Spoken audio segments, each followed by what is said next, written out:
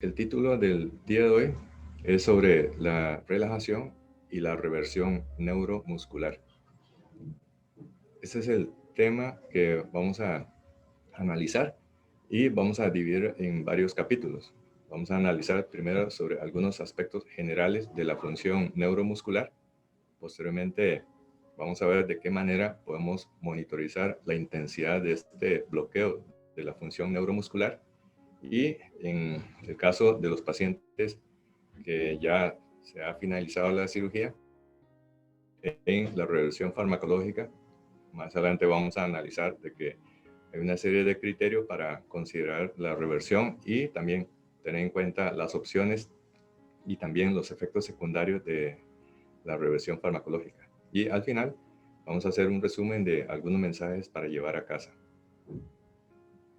A manera de introducción, recordemos de que los medicamentos que alteran la función neuromuscular no formaban parte del arsenal de las sustancias que se utiliza en anestesia. Si no, veamos en el año 1846, específicamente el 16 de octubre de 1846, cuando William Morton estaba dando una anestesia a Gilbert Abbott y lo único que utilizaba era la técnica de VIMA, una técnica de inducción inhalatoria, y para el resto de la anestesia mantuvo al paciente anestesiado con un único fármaco que fue el éter. Y obviamente estamos hablando de una práctica de anestesia de hace más de un siglo y medio. El ambiente dista mucho de lo que hacemos en la actualidad. Vean cómo acá no hay ninguna máquina de anestesia excepto un anticuado inhalador que se hacía con un matraz de vidrio y una esponja. No había monitores de signos vitales, no había la técnica de asepsia y antisepsia. El paciente estaba sentado y los cirujanos con un atuendo que más pareciera que estaba en una fiesta elegante más que en una sala de cirugía. Y vea cómo el público del anfiteatro del Hospital General de Massachusetts estaba apreciando todo este espectáculo. Y obviamente en esa circunstancia el paciente está en serio peligro. Por eso es que de la primera casuística de morbimortalidad secundario a la anestesia, allá por 1847, fue de un fallecimiento por cada 84 anestesias. Y realmente un paciente que era sometido a una anestesia está prácticamente jugando su vida. Pero hoy en día la práctica de la anestesia ha ido mejorando su seguridad. Esto gracias a la incorporación de la monitorización, pero también porque tenemos más opciones desde el punto de vista de fármacos.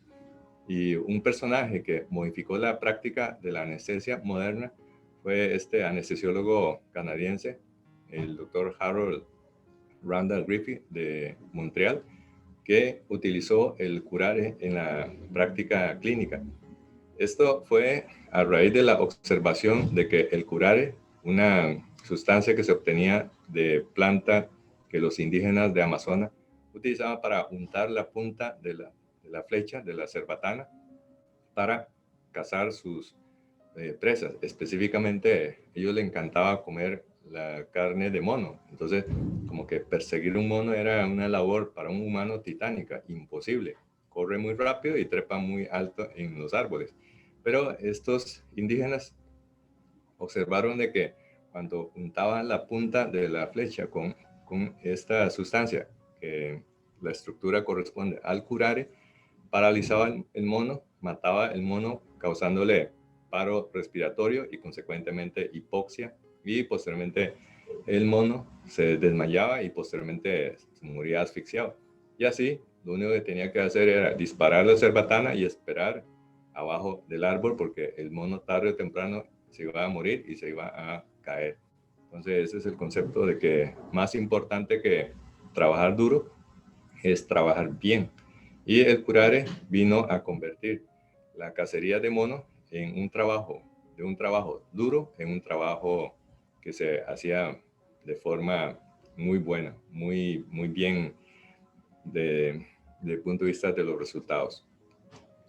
Bueno, acá está la publicación. Observe que fue de 1942, de dos autores, Harold Griffith y Enid Johnson. Enid Johnson era en aquel momento presidente de anestesia bajo la tutoría del doctor Harold Griffith de Montreal.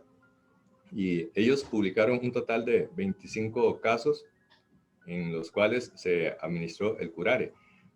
Algunas cirugías incluyeron apendicectomía, colecistectomía, laparotomía, curetaje de útero, hemorroidectomía, 2 pacientes, colostomía y nefrectomía. Entonces vamos a ver lo que el doctor Griffith y Enid Johnson reportaron. Entonces, de su casuística, 25 pacientes van de 18 hasta los 70 años. Y la anestesia era con el ciclopropano. Pero observe que uno de los pacientes ameritó de curare para unas cirugías de hemorroide. Específicamente fueron 2 pacientes de hemorroidectomía.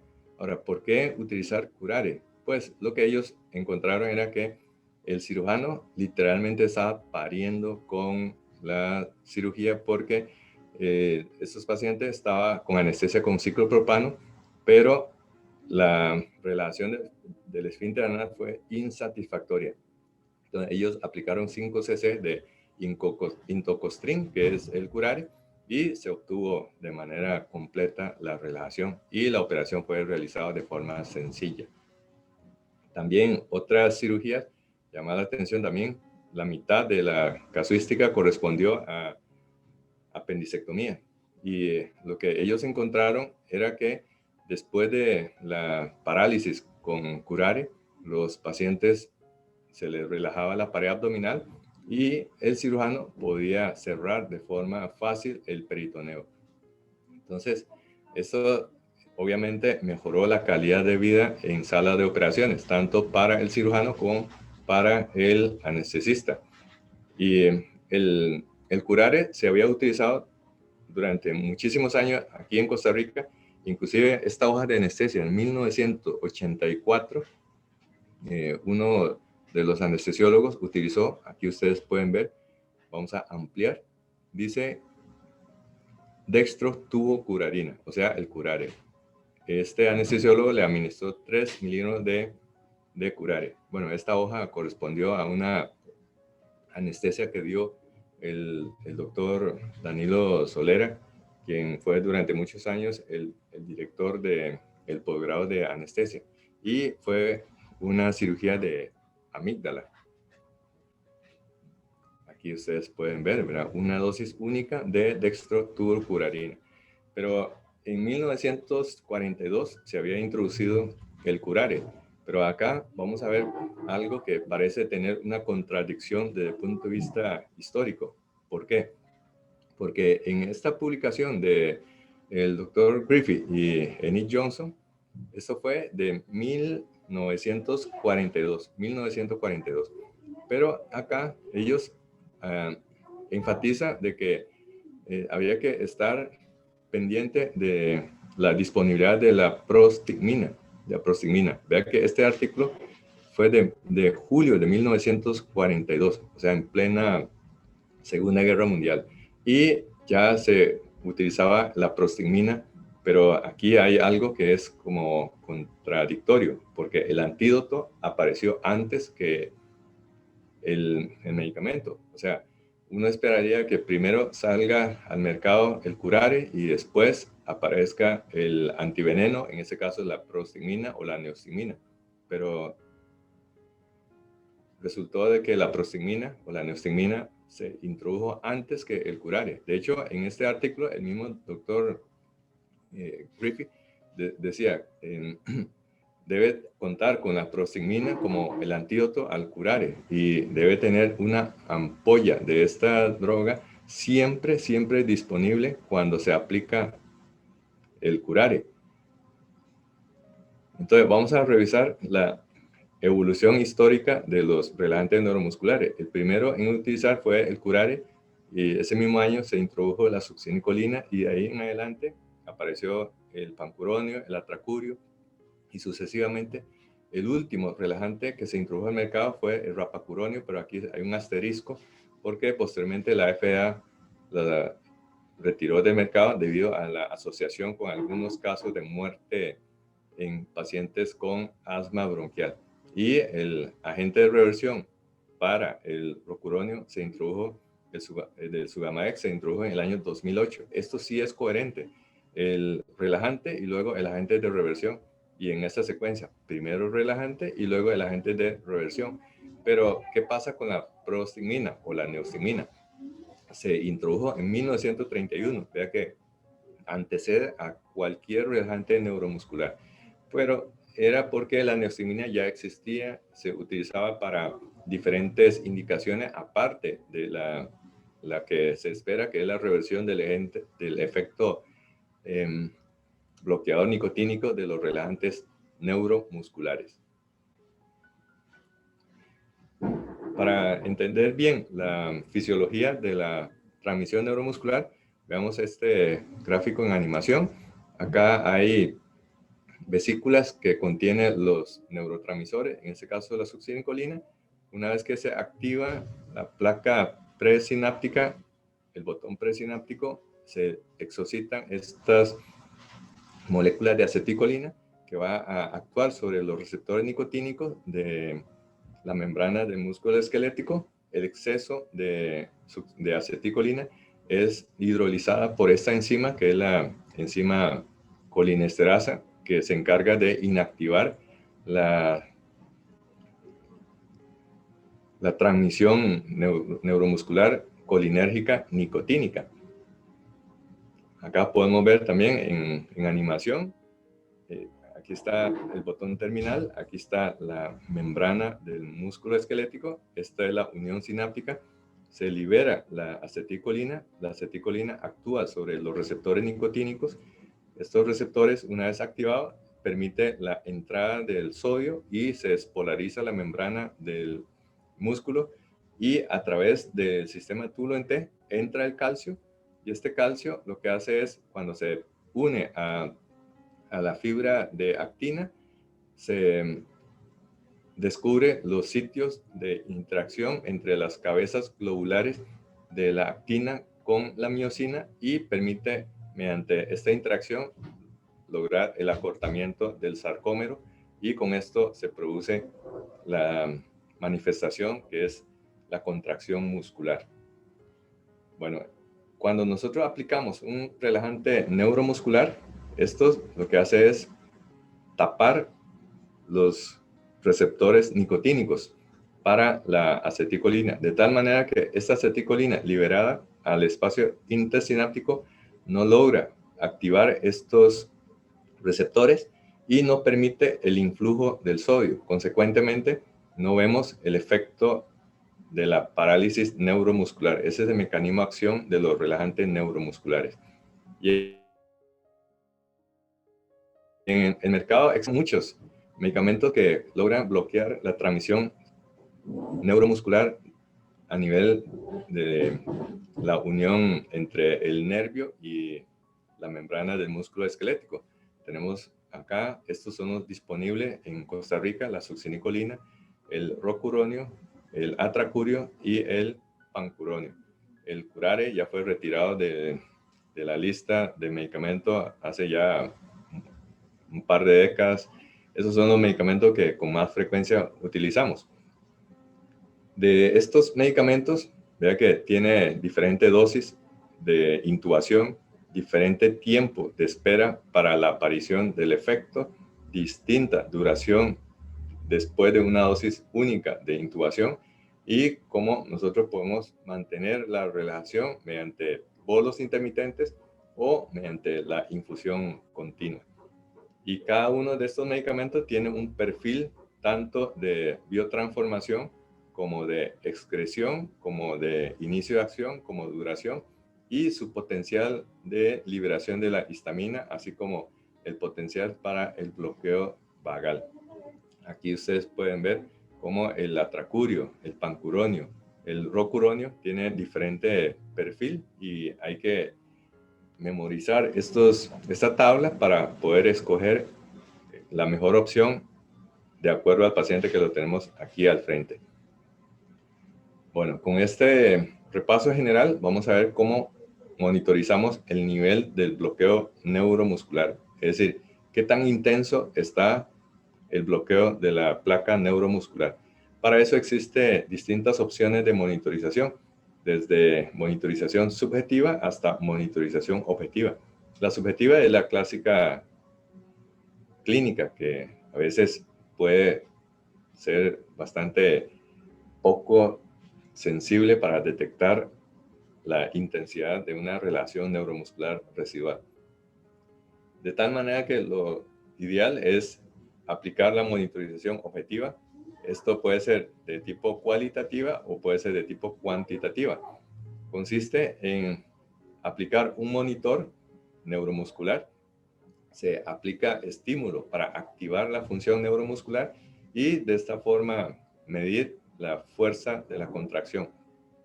La más utilizada de la forma cuantitativa es la aceleromiografía. De hecho, esto es lo que se utiliza más en la práctica clínica. ¿En qué consiste la monitorización mediante la aceleromiografía? Básicamente, lo que se provoca es una contracción del músculo por medio de la estimulación del nervio ulnar. Y cuando se activa el nervio ulnar, se produce la aducción del pulgar, ADT, aducción hacia adentro. Y esto es porque el músculo, el aductor corto del pulgar, es activado por el nervio ulnar. Como este nervio se encuentra lejos de este músculo, entonces no existe el peligro de que el músculo sea activado directamente porque la descarga eléctrica está activando la membrana del músculo aductor corto del pulgar. Entonces, acá tenemos el sistema, se coloca los electrodos encima del nervio ulnar. Aquí es muy común confundir como el hecho de que el dedo que se está moviendo es el pulgar. A veces nos confundimos y colocamos sobre el nervio radial. El nervio que hay que estimular es el nervio ulnar. Y este mecanismo consiste entonces en aplicar un estímulo eléctrico, luego se libera la aceticolina en la placa neuromuscular. Con esto se produce la contracción muscular y nosotros podemos cuantificar mediante un sensor que tiene cristales con efecto piezoeléctrico. Recordemos que el efecto piezoeléctrico consiste en la intercambiabilidad entre un estímulo mecánico puede generar una corriente eléctrica. Igualmente, una corriente eléctrica puede generar un fenómeno de tipo mecánico. Entonces, cuando se produce el movimiento en el aire de este sensor piezoeléctrico, se mide la aceleración en el aire y esta aceleración, aplicando la segunda ley de Newton, en donde fuerza es igual a masa por aceleración, es como el aparato, mediante la medición de la aceleración en el aire, logra reportar la fuerza de este músculo, el aductor corto del pulgar. Existen varios patrones de estimulación. Tenemos el patrón de tren de 4, de estímulo tetánico, el conteo post-tetánico y la estimulación de doble ráfaga. Vamos a ver en forma esquemática. Acá estamos aplicando 4 estímulos en un paciente que no está paralizado. El primer movimiento, segundo, tercero y cuarto, y los 4 movimientos son de misma intensidad de fuerza, pero cuando hay una relación neuromuscular por un agente no despolarizante, como el atracurio, como el pancuronio, como el rocuronio, hay menor intensidad en el primer estímulo, o sea, T1, y decae conforme va avanzando los 4 estímulos. En caso de relajante neuromuscular no de tipo despolarizante, como la succinicolina, hay disminución de la amplitud de los 4 movimientos, pero no hay ese fenómeno de decaimiento o de desvanecimiento como sí ocurre con los no despolarizantes.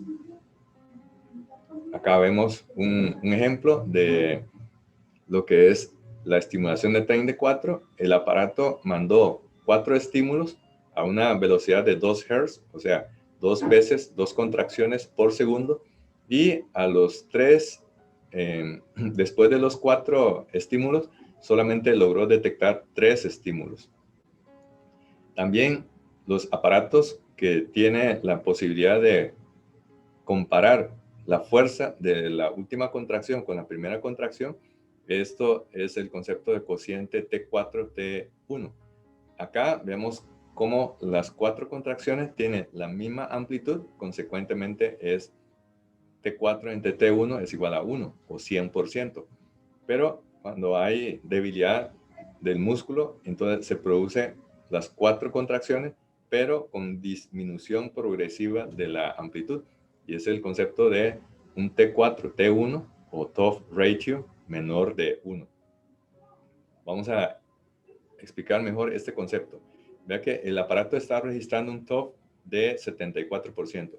¿Esto qué significa? De que el aparato mandó 4 descargas y hubo 4 contracciones, pero cuando se compara la última contracción, o sea, T4, versus la primera contracción, o T1, tiene una fuerza de un 74%. O sea, hay una pérdida de 26% en la amplitud entre T1 versus T4.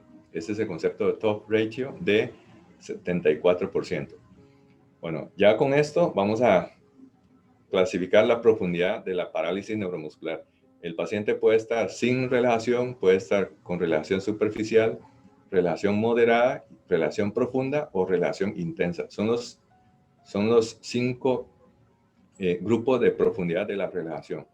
Bueno, vamos a ver cuando el paciente no está relajado. Eso es como entender esto mediante la ilustración de un submarino. El submarino puede estar en la superficie o puede sumergir en el agua a diferente profundidad. Bueno, para tener algo más aleccionador, vamos a utilizar el ejemplo del submarino de Corea del Norte.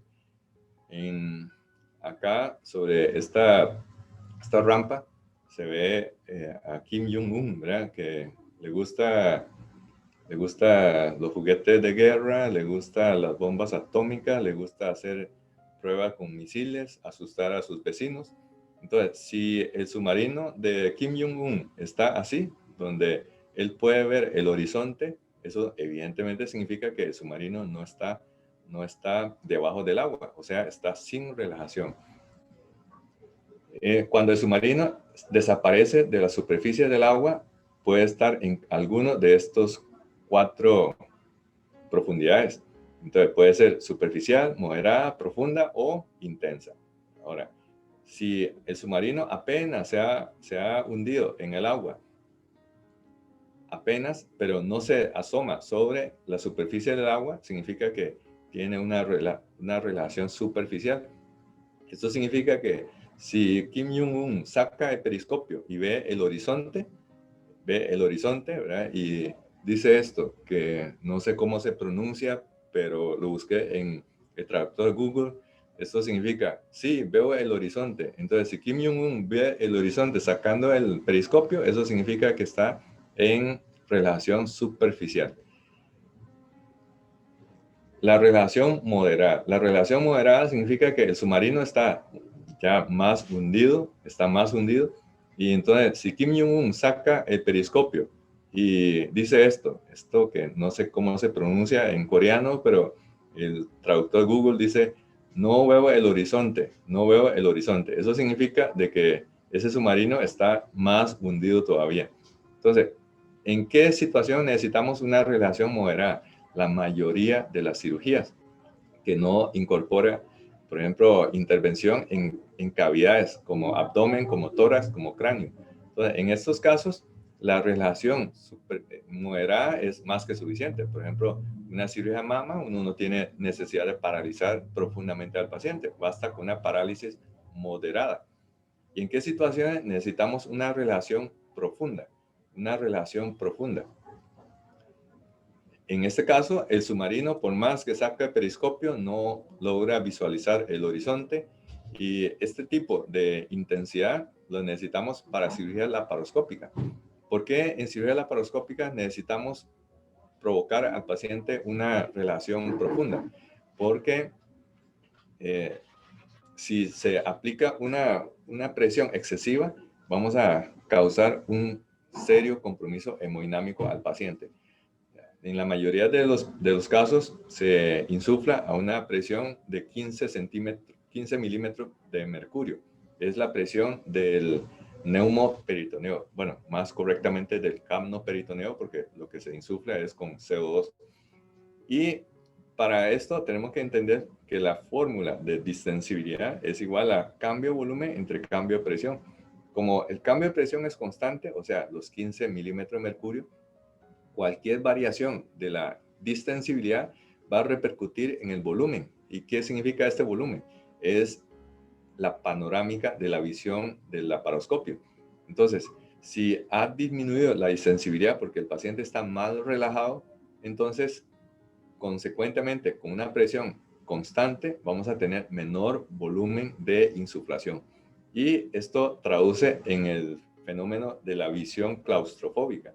Cómo se ve, el cirujano empieza a trabajar cada vez más incómodo, las paredes de abdomen empiezan a colapsar encima de su visión de trabajo y esto es demasiado incómodo para el paciente. Por eso en los pacientes de cirugía laparoscópica se recomienda una parálisis profunda.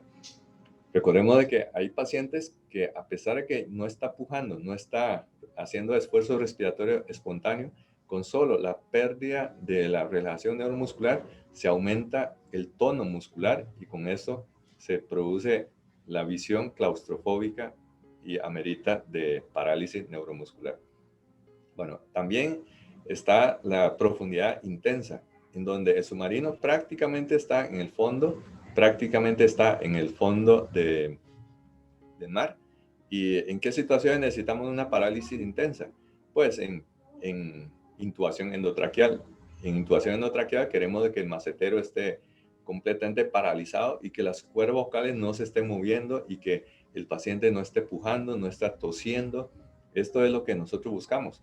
Y para saber de que el paciente tiene una parálisis profunda, intensa, perdón, aplicamos el conteo postetánico. Y si este conteo postetánico nos arroja 2 contracciones o menos, eso significa que el paciente está con una parálisis intensa. Ahora, ¿cómo se logra medir el conteo postetánico? Entonces, consiste en aplicar un patrón de estímulo en donde ya no son 2 Hz, sino a 50 Hz. Durante 5 segundos se hace una pausa de 3 segundos y después se hace estímulo a una velocidad de 1 Hz. O sea, mandamos una metralla de estímulo, luego pausamos por 3 segundos. Bueno, el aparato ya tiene esto incorporado, hace todo esto de forma automática y luego hace estímulo a una velocidad de 1 Hz. Entonces, acá vemos el concepto de conteo post-tetánico, ¿verdad? Se aplica una ráfaga de 50 Hz durante 5 segundos. Después se da una pausa, una pausa de 3 segundos y se hace un Hz a un total de 15 estímulos. Si en esos 15 estímulos solamente se logró visualizar una contracción o 2 contracciones como máximo, significa de que el paciente está con una parálisis intensa. Y eso es lo que nosotros buscamos en situaciones como cuando vamos a intubar a los pacientes con COVID. Sería un completo fracaso y muy peligroso cuando hacemos la laringoscopía y el paciente no está paralizado, empieza a toser encima de uno, ¿verdad? Y puede aerosolizar y aumentar el riesgo de contagio al personal sanitario durante la intubación. Por eso tenemos que garantizar una intubación con el paciente con una relación intensa. Y obviamente también esos pacientes se desaturan rapidísimo y hay que utilizar medicamento que actúe muy rápidamente. En caso de la intubación que estamos haciendo, la la succinicolina a una dosis de 1.5 miligramos por kilo intravenoso es la opción que se utiliza con más frecuencia. Pero también por la farmacocinética de un inicio muy rápido, en este caso el bromuro de rocuronio, permite obtener condiciones de intubación con una parálisis intensa en un tiempo de inicio que es bastante parecido al minuto que esperamos con el caso de la succinicolina. Entonces, con el bromuro de rocuronio, a una dosis de 0.8 miligramos por kilo, es prácticamente un frasco. Luego de un tiempo de espera de unos 60 segundos, un minuto, ya tenemos el paciente con una parálisis intensa y podemos hacer la laringoscopía y la intubación endotraqueal. Y este medicamento ha sido incorporado como parte del protocolo de intubación en los pacientes con COVID. De hecho, durante un tiempo tuvimos un lote de bromuro de rocuronio genérico que muy amablemente la Asociación de Médicos Anestesiólogos de Costa Rica repartió a diferentes hospitales. Y esas son las dos opciones para la intubación de los pacientes con COVID. Evidentemente, el atracurio, por su lento inicio de 3 minutos, es inaceptable en un paciente que se satura rapidísimo. Y este es el genérico de bromuro de rocuronio.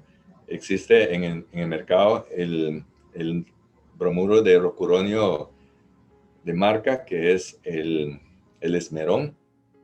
El Esmerón es el nombre de marca y estos son genéricos. Entonces, esta es la forma de fluencia cognitiva para la intubación de un paciente con COVID. En una sola jeringa podemos introducir el propofol, podemos introducir el midazolam, podemos introducir la succinicolina para que en un solo acto podamos paralizar al paciente. Entonces, en esta jeringa viene 150 miligramos, o sea, 3 cc de succinicolina, 5 miligramos de midazolam, o sea, 1 cc, 12 cc de propofol con 120 miligramos. Entonces ya tenemos aquí una jeringa con 15 de solución, una sola inyección, y con eso tenemos que esperar un minuto y ya logramos intubar. Y también tener a mano el atracurio y el midazolam, el remanente midazolam, porque a veces se le olvida a la enfermería preparar la infusión y no vaya a ser que tengamos el paciente que luego de unos 8 minutos ya esté despierto con el propofol y lo estemos paralizando con atracurio. Entonces hay que tener a mano esos 10 miligramos de midazolam para comprar unos 30 minutos de tiempo mientras se alista la infusión. Acá vemos un ejemplo de una intubación. Esta intubación lo realizó de forma bastante apropiada un residente de gastroenterología. Y está bajo, digamos, supervisión de nosotros, de un anestesiólogo. Tuvo algunas imprecisiones, como por ejemplo la forma con que agarró el tubo endotraqueal. Se ve su formación como residente de gastroenterología porque agarró el tubo al revés, pero al final logró intubar el paciente de forma exitosa. Es importante concentrar en el acto de la intubación porque el tiempo apremia, ¿verdad? Y uno no puede estar distraído como escuchando las alarmas, preguntando por la saturación. Ahí es hacer la intubación en un solo movimiento lo más rápido posible. Y acá estaba yo haciendo una intubación, pero digo que esta foto trae un error porque, ¿por qué? Digo error porque volteé la cabeza para ver el monitor. Y si uno voltea la cabeza para ver el monitor, se va a asustar porque son esas saturaciones hipercríticas. Aquí la saturación está en 26 y a veces la saturación puede llegar hasta 0%. Entonces, no perder el tiempo viendo la saturación. Con esto, no pare, meta el tubo rapidísimo, ventile al paciente, porque si usted empieza a tratar de ventilar con mascarilla facial, son pulmones durísimos que no logra reclutar y el paciente incluso te puede hacer paro. Entonces, no pierda tiempo, proceda a continuar y completar la intubación, eso sí, lo más rápido posible. Bueno, ¿cómo clasificamos entonces la profundidad del bloqueo neuromuscular. Aplicamos 3 patrones de estímulo: el TOF ratio, ver el TOF y ver el conteo posttetánico. Entonces, ese es el algoritmo. Hacemos un TOF y vemos cuál es el TOF ratio. Y esto puede ser que no hay ninguna respuesta, puede ser que esté menor de 0.4, entre 0.4 y 0.9 o más de 0.9.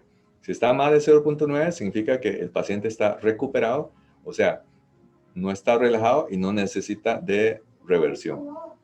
0.4 a 0.9 significa que está muy superficial, pero todavía puede ameritar de una dosis pequeña de reversión. Menor de 0.4 está superficial y amerita de reversión.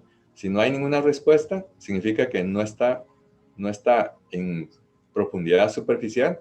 Entonces acá vamos a ver cuánto arrojó el TOF. Eso significa que si para obtener el TOF ratio, el paciente tiene un TOF 4 de 4.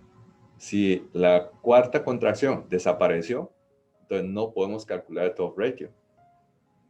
Entonces, si no vemos la cuarta contracción o del todo desapareció una o dos o tres contracciones, o sea, un TOF de 3 de 4 o 2 de 4 o 1 de 4 o 0 de 4, significa que entre 1, 2, 3 de 4, el paciente está con un bloqueo moderado.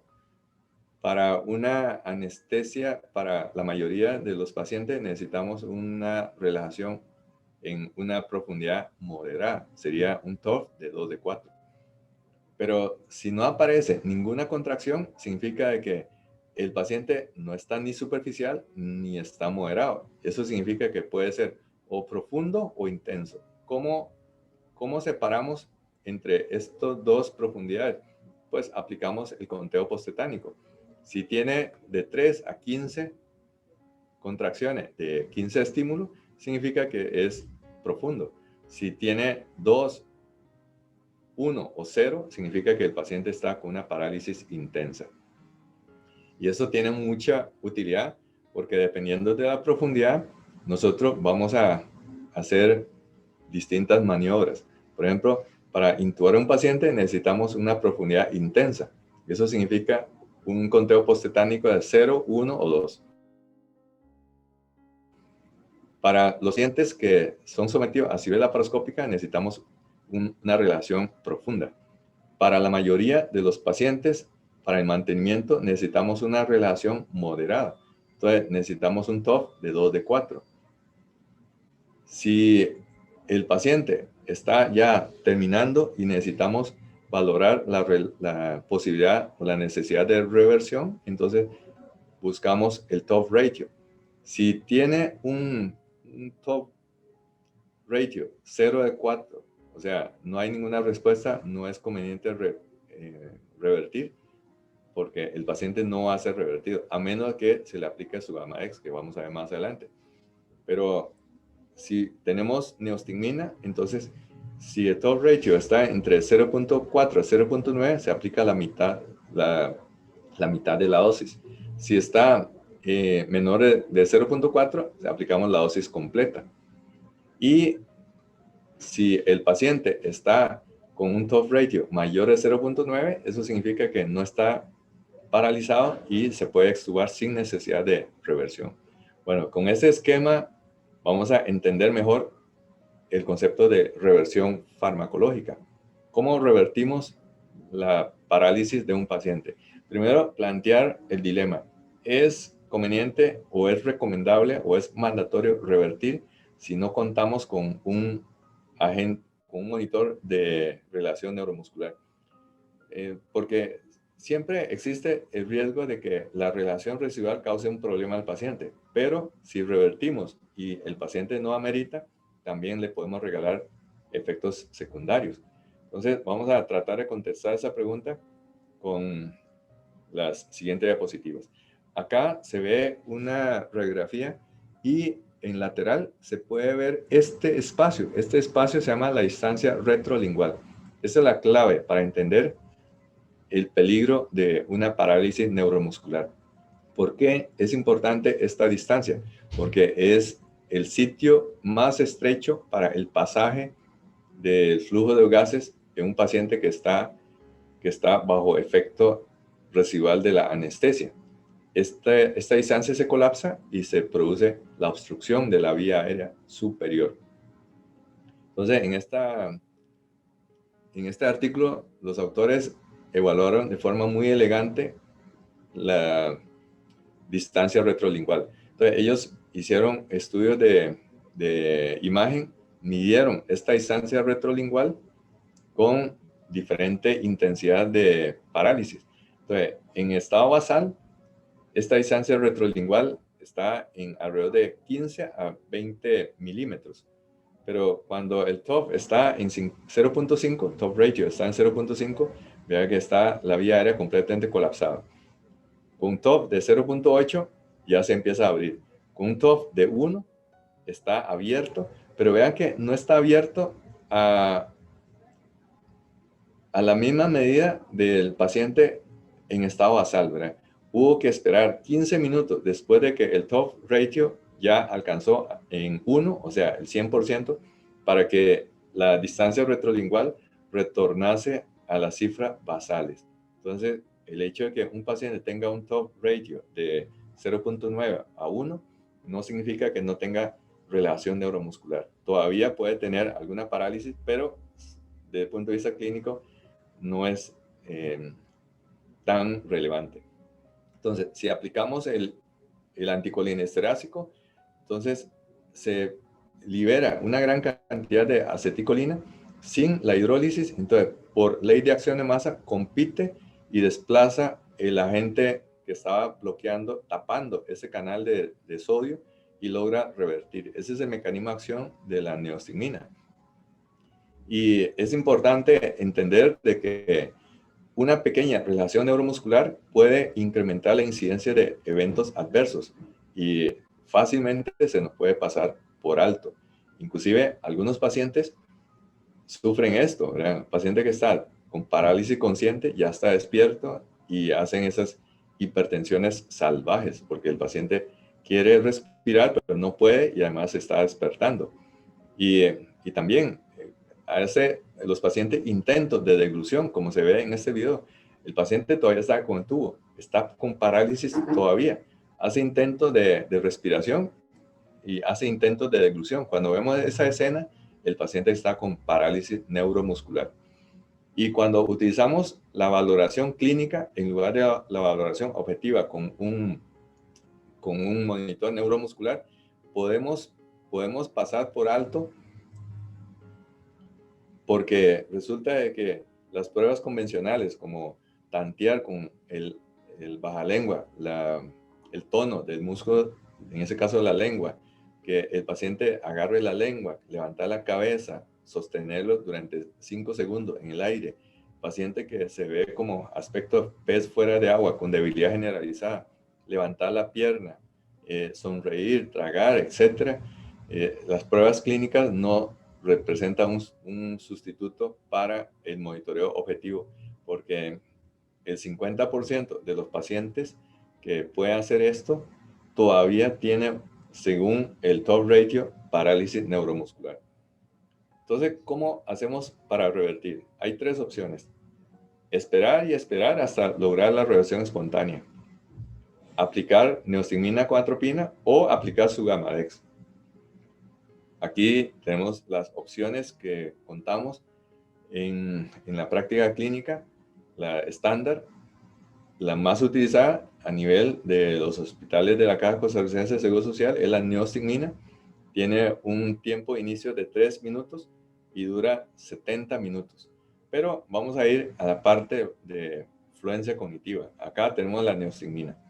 Hay que tener cuidado de no confundir con ampollas, porque se parece mucho a la iosina, se parece mucho a la morfina. Hay que tener mucho cuidado. Con la neostigmina, recordemos de que al minuto empieza la aparición de los primeros efectos, o sea, el tiempo de latencia. A los 3 minutos ya tenemos una reversión clínicamente relevante. A los 7 minutos es el tiempo max, el Tmax, que es cuando alcanza el efecto máximo, y dura 45 minutos. dura 45 minutos. Pero recordemos de que estos agentes de reversión tienen una serie de efectos secundarios. Los propios de la neostigmina y los propios de la atropina. Y esos ya son efectos que ya conocemos: bradicardia, la cialorrea, broncoespasmo, la broncorrea, la micción, la náusea y vómito. Eso es importante, náusea y vómito. Y cuando aplicamos la atropina en forma coadministrada, esta provoca taquicardia, sequedad de boca y nariz, midriasis, retención urinaria y puede causar delirio. Acá vemos un ejemplo clásico, ¿verdad? Este paciente, después de la reversión, empezó con la cialorrea y broncorrea. Y si el paciente estuviese un poco más despierto, estaría refiriendo el molesto, la molestia de la náusea y eventualmente del vómito. Y también algo importante es que cuando aplicamos de forma conjunta la neostigmina y la atropina, en realidad ambos no se aniquilan mutuamente, porque la neostigmina, vea que tiene un amonio que es cuaternario, por eso no cruza la barrera hematoencefálica. Y en cambio la atropina es un amonio terciario, no está cargado positivamente, entonces cruza fácilmente la barrera hematoencefálica. Por eso a nivel del sistema nervioso central hay excitación cuando nosotros aplicamos la reversión. ¿Qué otra alternativa? Está la reversión con el Sugamadex. El Sugamadex es un medicamento que fue introducido en el año 2008, o sea, ya tiene un total de 13 años de estar ya en el mercado. Se comercializa con el nombre de Bridium. Estos frascos tienen 2 mililitros con una concentración de 100 miligramos por cc, o sea, esta presentación incluye 200 miligramos en 2 cc. Y se diseñó para la reversión del bromuro de rocuronio. Esta es la primera versión del bromuro de rocuronio cuando se lanzó al mercado. Vamos a ver cómo es que hace para lograr la reversión. Esta es la molécula de Sugamadex y se diseñó para revertir este medicamento que es el esmerón, el bromuro de rocuronio. Acá vea que está rotulado porque fue desarrollado por la compañía Organon. Entonces, la historia corporativa del bromuro de rocuronio fue así. Este es el Sugamadex, pero el medicamento fue desarrollado por Organon, que también había desarrollado el esmerón. Esta molécula posteriormente fue cedida o vendida a Schering-Plough, una fusión de estas dos industrias farmacéuticas. En octubre del 2007 se hace esta fusión, Organon con Schering-Plough, y en noviembre del 2009 Schering-Plough y Merck Sharp & Dohme se fusionan. Ahí entre ellos se compra, y la imagen corporativa que representa el Bridium y el esmerón actualmente es MSD de Merck Sharp & Dohme. Bueno, ¿cómo se desarrolló esta molécula de Sugamadex? Para eso tenemos que entender el tamaño de la molécula de Sugamadex. Y eso nos recuerda el cuento del risito de oro. Tiene que ser ni muy grande ni muy pequeño. ¿Por qué? Porque es en el centro de la molécula de la dextrina, ciclodextrina, donde está metida la molécula de rocuronio.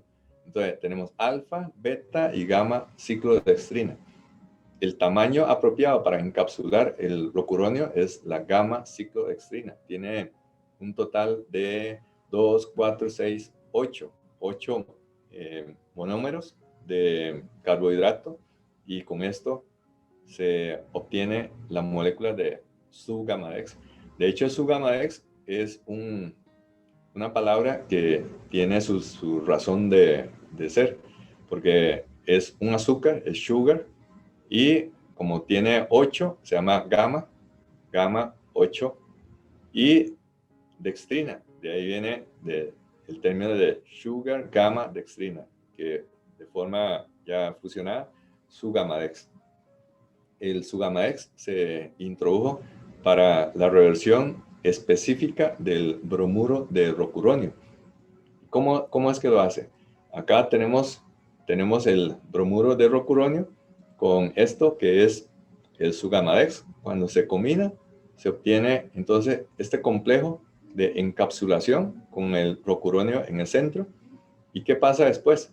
Esto se elimina y produce prácticamente una extracción del bromuro de rocuronio de la placa neuromuscular, porque al bajar la concentración sanguínea, se invierte la dirección de movimiento del bromuro de rocuronio.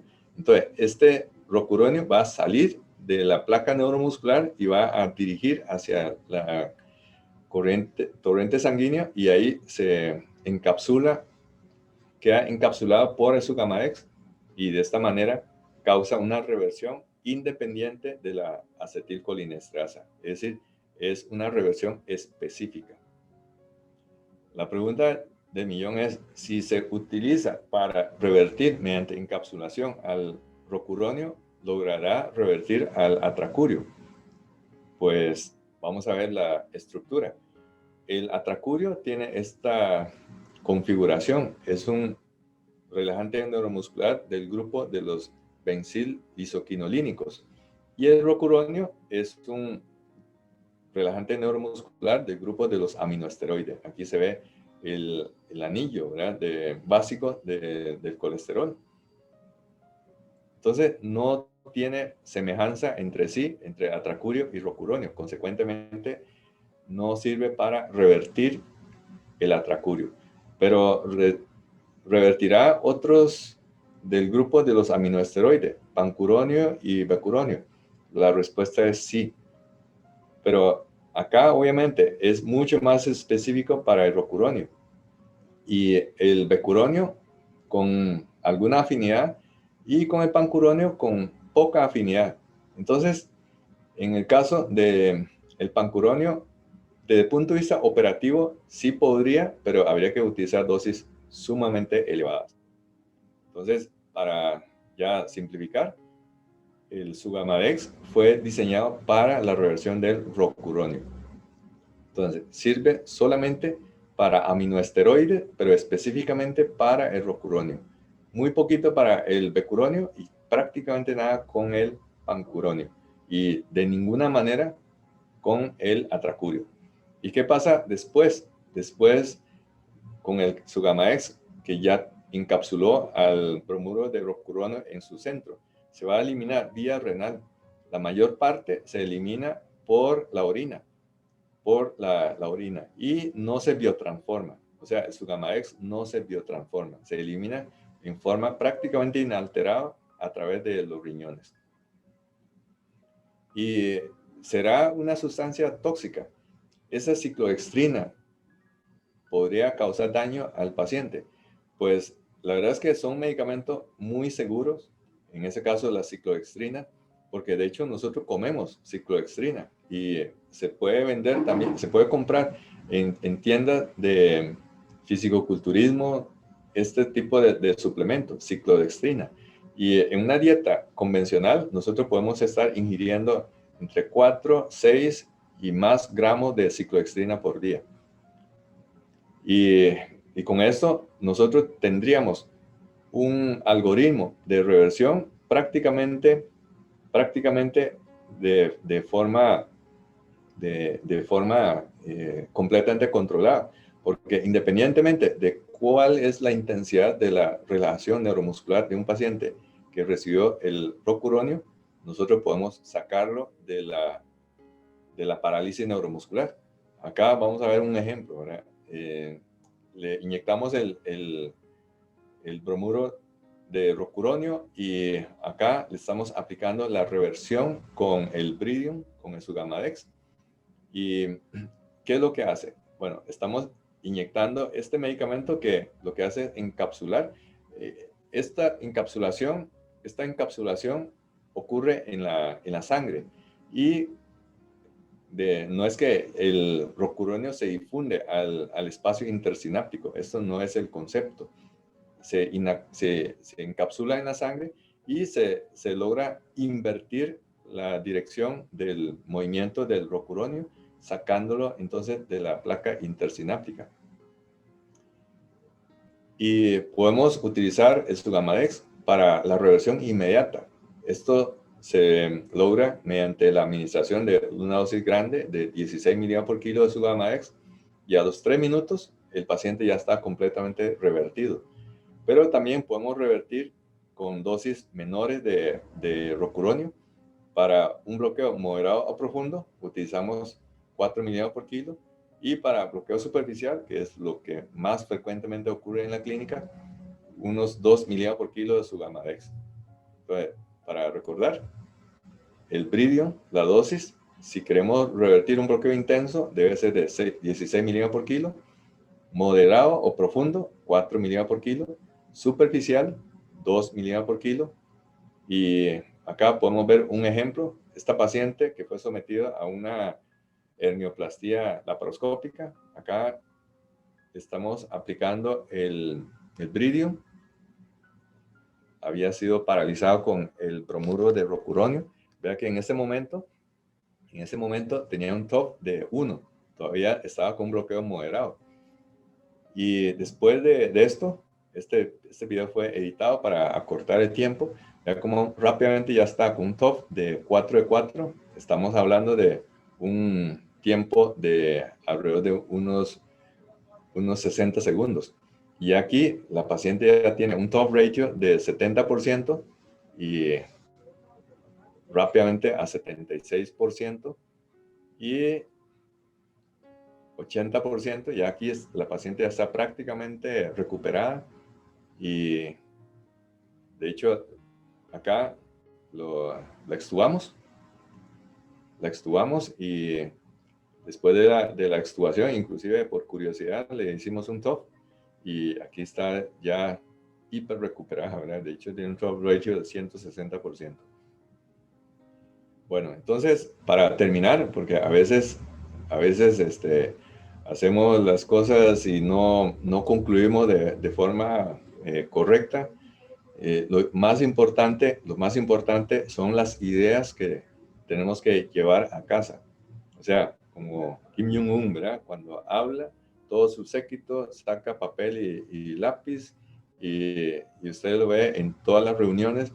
Donde va, está un montón de soldados y comandantes tomando apunte de lo que dicen. Esos son los mensajes para llevar a casa